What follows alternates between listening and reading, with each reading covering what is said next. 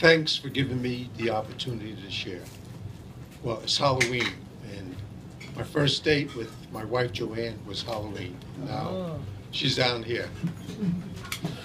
Anyway, this story takes place in late October, October of 1998. It's called An Ode to Jimmy the Greek. As is my custom, after I read the Trision, that's a memorial prayer, at my parents' grave, I then go to the older Greek section of the cemetery at Cypress Hills to first pray over my childhood companion, Nick Gardelis. He was killed in action in Vietnam in 1970. We were over there at the same time, but in different army units. Nick had written me a letter stoically predicting his own death. My mother waited until I was safely home to confirm that he did indeed make the supreme sacrifice, and that my grandmother, her mother, Yaya Lenny, had also passed away. My last visit is to the gravesite of my grandparents. On this windy, late October day, it was the name day of Saint Demetrius, which is James or Jim in English. My grandfather's tombstone is engraved James Alexander. But in the Brooklyn neighborhood of my childhood, he was known solely as Jimmy the Greek. He died in January of '55 when I was barely 6 years old. However, my remembrance of him is so vivid, he could have departed yesterday. He didn't live to see his beloved Brooklyn Dodgers finally win a World Series from the mighty New York Yankees in the autumn of his passing. There was not a more passionate fan of the Brooklyn Bums, as they were affectionately called, than my Papu. One time, he was able to hold on to money long enough to outfit his 4 oldest grandchildren in Brooklyn Dodger uniforms. We would accompany him to one of the bars that he frequented and be introduced as his gang. I got my gang here. Anybody want to have a fight? I can still see his buddies look up and laugh. Ah, go on, Jimmy. He would have a quick one before taking us to the park. Yes, Jimmy the Greek loved his Kosciuszko. That's what he called the bottle of booze that he tried to hide from his wife in the small railroad flat where we all lived. Whenever Yaya Lenny could find a bottle, she would empty out some of it and then fill it back with vinegar or salt.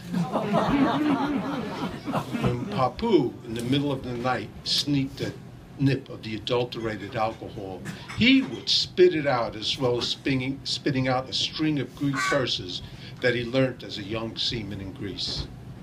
Another time, Yaya, who didn't like to waste electricity, had fallen asleep in the only bathroom we had. Papu, coming home late that night, went into the darkened bathroom to have a nightcap. From this new and yet undiscovered hiding place in the clothes hamper, he retrieved his prized nectar. At the sound of the bottle being uncorked, Yaya awoke and screamed. Papu dropped the bottle, which broke on the tile floor. He cursed the blue streak, waking even the neighbors upstairs. The devil must have put you there. I never felt the threat of Papu hitting Yaya. She was built like a Sherman tank. In many ways, those days were innocent times. Most of the houses and apartments on our block could be opened with the same skeleton key that everyone had. Neighbors that we knew were honest, but sometimes a little naive. There was kind-hearted Rosie, who would come over to tell fortunes with cards. What puzzled me then was that for all the times that she read the cards, she always somehow foresaw a good destiny. Whenever she seemed on the verge of seeing a bad occurrence, she would just curl her tongue, quickly reshuffle the cards, and make it turn out okay. Her fur coat carried the heavy smell of mothballs. She would endlessly talk about her grown children who lived in the same house with her. Ferdinand, Camilla, Mary, and even her canary, Pretty Boy. My older brother John would entertain her by mimicking the bird's whistle. One time, Papu was walking by Rosie's house while she was sitting on the front porch.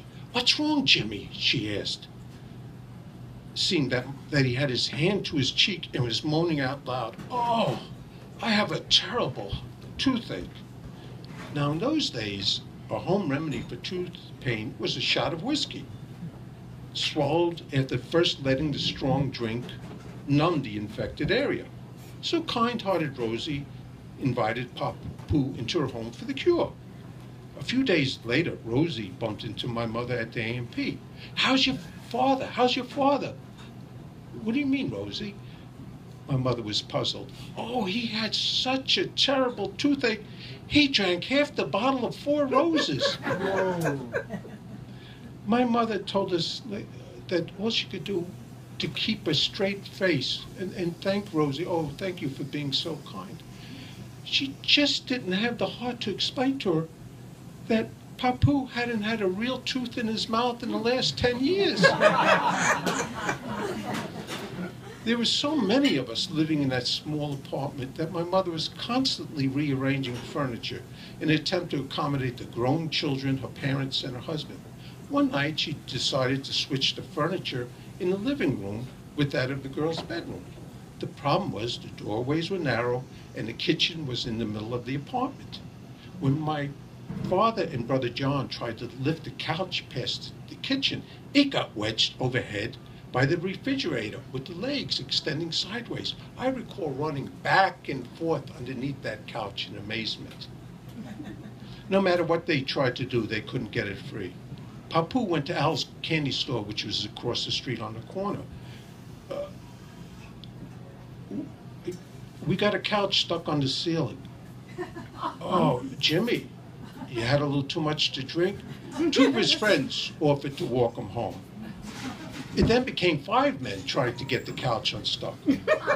Well, after a futile half hour's work, they finally listened to my mother's suggestions and were able to turn it free in an instant.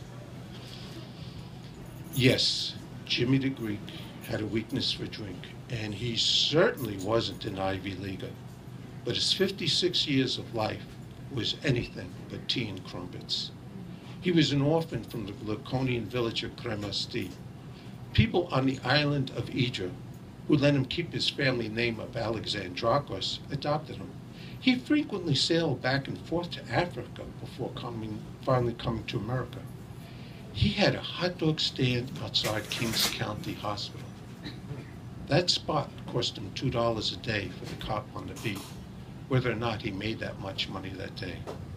When his horse became lame and was put away, he pulled the cart himself, sometimes to the accompaniment of taunts from passing automobile drivers, until he could afford another horse. Papu had Peter Lorre's large, watery eyes, the roughest unshaven face, and the kindest, sweetest feelings for his grandchildren. His Sunday morning pancakes were so heavy that we called them pound cakes, but they were heavenly delicious. When he cooked fish, he ate the head, calling it brain food.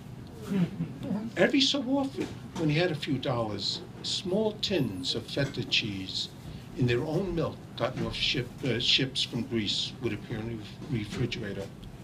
Papu would stock the family up with olive oil and Kalamata olives. He enjoyed the simple pleasure of listening to the Prodomidis radio show for the music and news from the mother country. One special Christmas, he gave me my first bison. I don't hear them call anyone Nick the Greek or Jimmy the Greek much anymore. I guess it's progress of a sort, and maybe ethnic tags belong in the past. But it is also my legacy, and I don't shrink from it.